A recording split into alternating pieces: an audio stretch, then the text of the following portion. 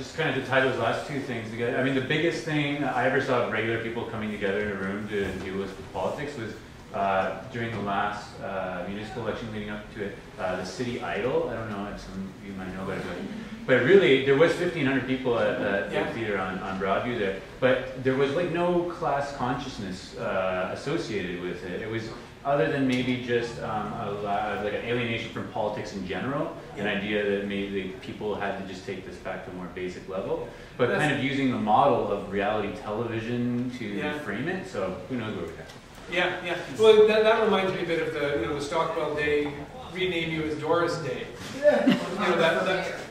Or Hummer for Mayor, those kinds of things, where those kinds of, I mean, the success of Rick Mercer's thing, which was completely devoid of class consciousness, but somehow just hit on that particular issue.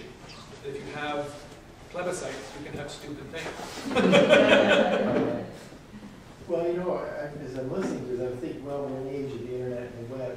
And I remember Clifford Odets' kick at the guy for mayoralty. He staged political scenes and had a video, and then the clips were uploaded on the internet so you could watch what he's doing. I mean, it was very theatrical politics. Yeah. And he made the points very strong. I was really impressed. I thought, why? Yeah.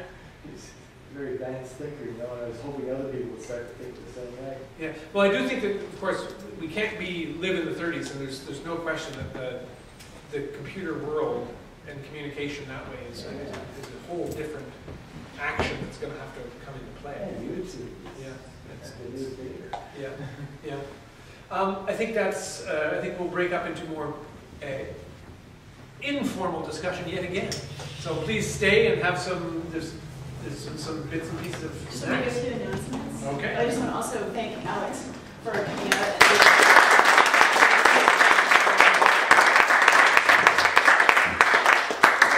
And yes, we can stay here until 6 if you'd like, and pretty much I got there if you haven't had a chance. I just want to make a couple of announcements about events that are happening coming up soon. They're not all art events.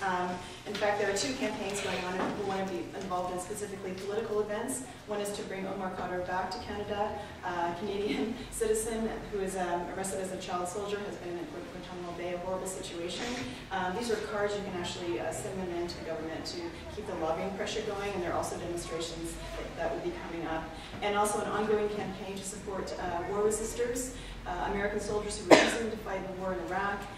They have come up to Canada. Unfortunately, in this era, unlike the Vietnam era, they are not being brought in. And right now, quite a few of them have been deported. They have not been able to make a claim as refugees. And we need to put some more political pressure on Harper on this issue ASAP. So there's information at the back about that. And just a couple of events coming up. In this neighborhood, there's a peace group in Davenport Writing called Davenport Neighbors for Peace. They're having a forum on Monday on humanitarian crisis in Sri Lanka.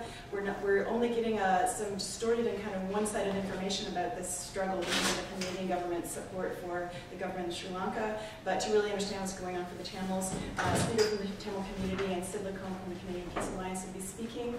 That's at the College Shaw Library at 6:30 on Monday.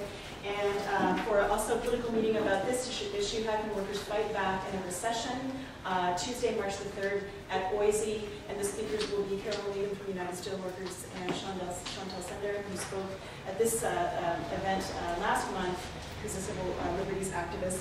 And lastly, one of the board members from Mayworks brought these lovely posters, and you may take one and put it up in your community. It's a Workers and Arts Festival. It's an annual event. It's fantastic, amazing series of art activities, and it starts on April the 25th.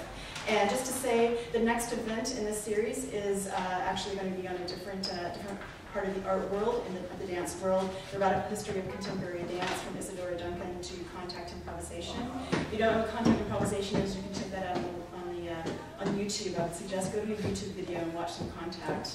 And lastly, please do grab a bite, and if you can make a donation, really appreciate it to be able to continue to do this work.